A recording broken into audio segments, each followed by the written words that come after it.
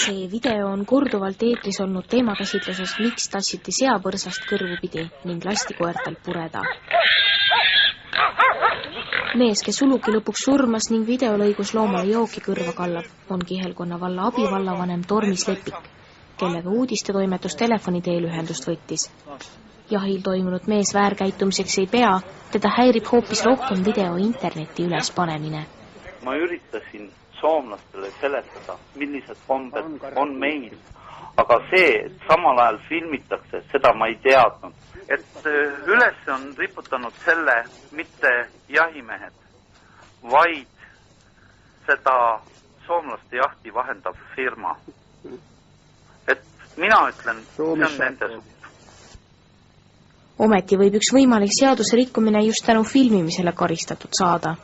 Väärteoks alaealisele relva ning jahiluba mitte omavale isikule jahirelva andmine.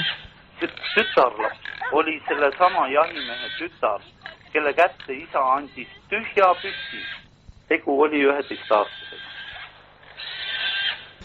Selline on relv, millega jahil käiakse.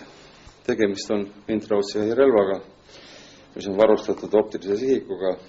Relvaseadus on Eestis niivõrd karm, et jahipüssi võib käes hoida üksnes selleks volitatud isik. Küll võin aga mina käes hoida seda vibu siin, millega võib-olla saab tulevikus ka Eestis jahti pidada. Alaealisel on videolõigus käes aga siiski jahipüss, mitte vibu.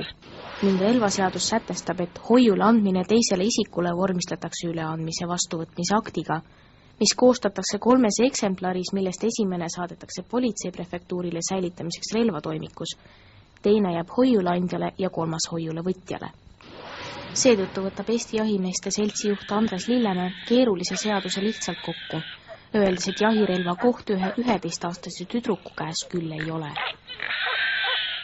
Jahieetika ja jahitavade vastu, ma ütlen veel korra, on eksitud ja me üritame seda asja, me parandada seda enam ei saa, aga tulevikus järjest rohkem koolitada ja jõuda meestele igaühele kohale, on asju, mida ei tehta.